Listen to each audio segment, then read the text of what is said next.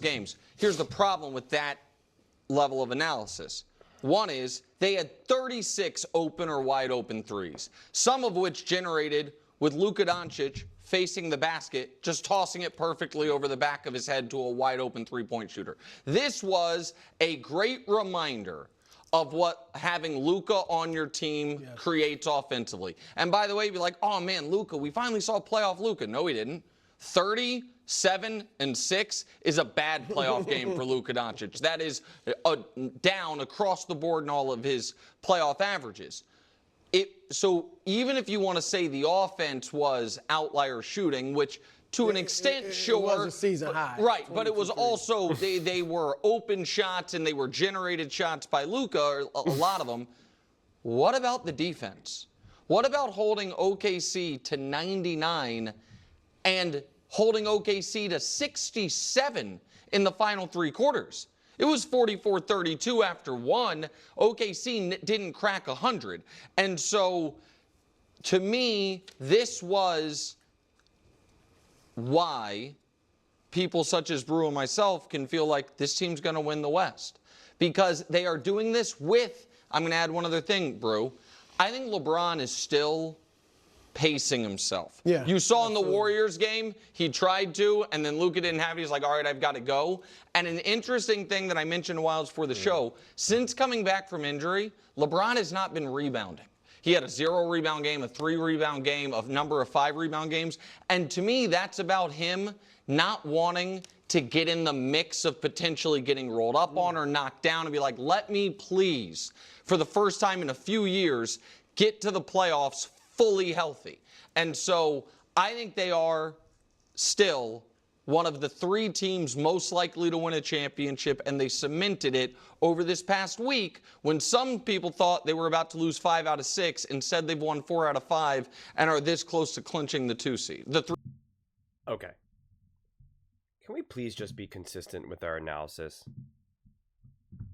Can we please just be consistent with our analysis? He talks about not wanting their shooting to be considered an outlier, but then when they lose a game to the Warriors, he wants to point out, oh, well, their shooting was an outlier for the Warriors. And then in this game, it's not an outlier. We just want to like shoo it away. That's just inconsistent analysis. Okay. You know, what did LA prove yesterday?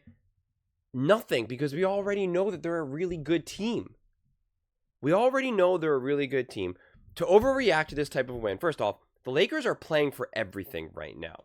The Thunder are essentially playing for nothing. They're locked in. They're locked in. All right? So the Lakers are going to bring so much more intensity to these games. And this idea that, oh, LeBron doesn't want to really rebound because he doesn't want to get tangled, that's also nonsense. It's because LeBron is still recovering from the injury, so he's just struggling to be able to be that physical. It's not him strategically being like, I'm trying to stay out of this pile, because he's already gotten banged. Like you're gonna get collided. He did it against the Warriors with I think it was Kuminga. So he's not purposely like saying like I'm gonna stay away from rebounds. It's because he lacks the strength and endurance in this moment of time.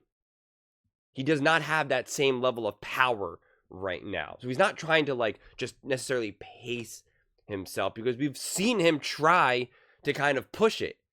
And he falls out of, you know, he runs out of gas. That's just the reality. That is who LeBron is right now. Again, it was a great win for the Los Angeles Lakers, but like, we don't have to turn it into something that it's not. We can still just have an honest conversation about it. We can have an honest conversation about these games. It's going to be okay, you know. But just this automatic, just how do I want to put it?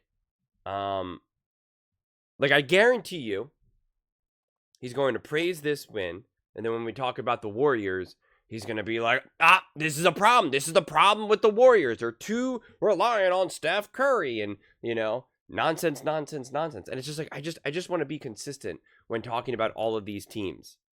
The Thunder had an outlier game. They're not playing for a ton.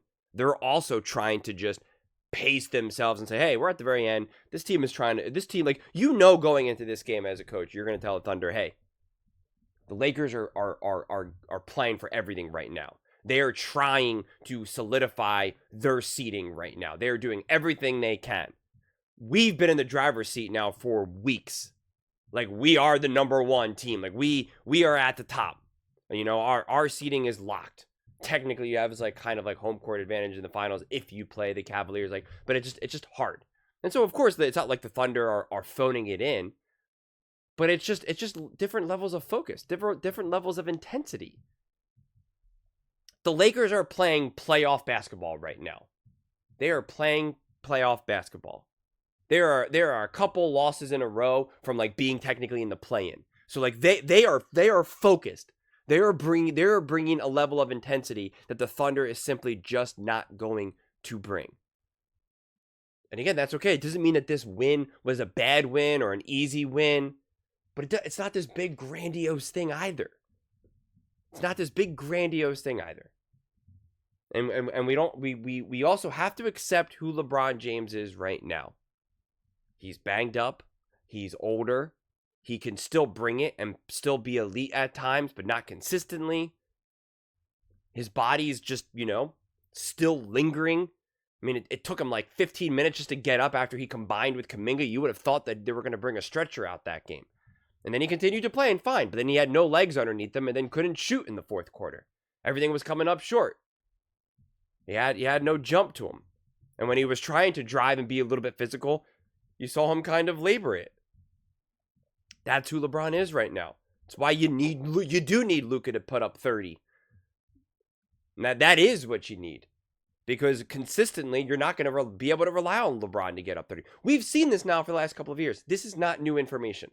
That's why I hate talking about this like this is somehow new. Or like, oh, LeBron's strategically doing this. Or he's like, can I just go into the playoffs healthy? That ship has sailed. That ship has sailed.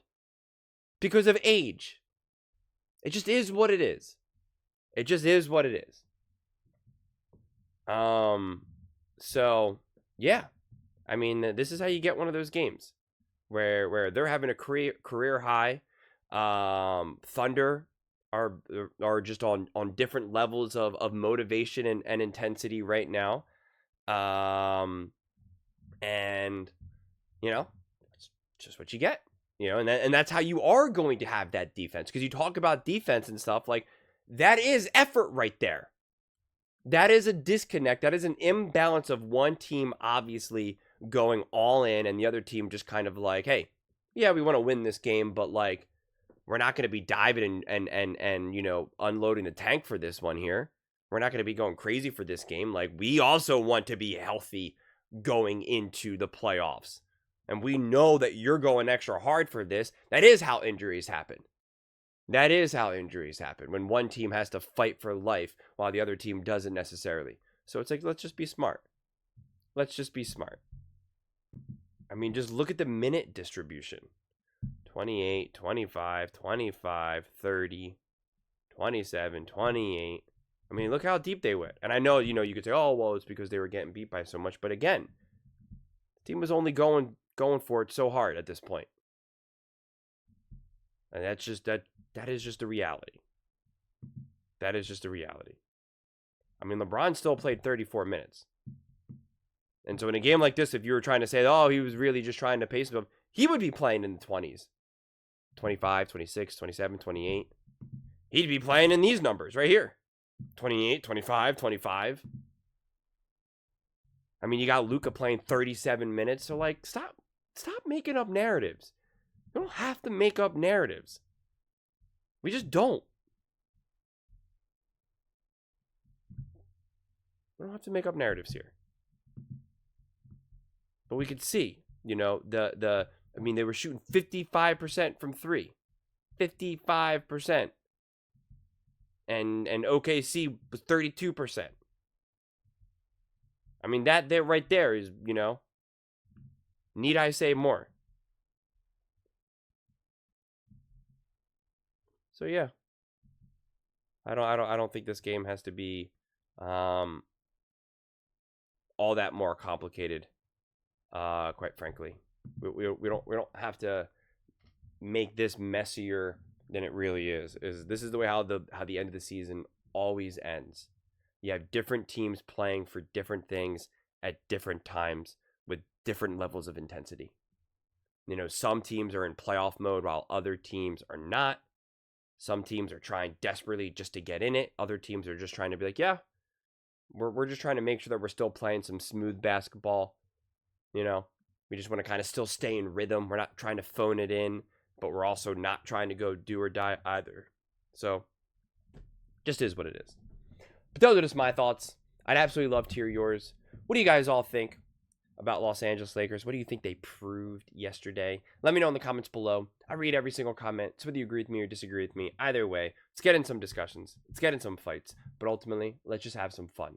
And please do consider subscribing. We're building an amazing community here, and I absolutely love to see you part of it. I want to build something that we all genuinely feel connected to. Something that we're really excited to be part of. I think we're well on our way to doing it.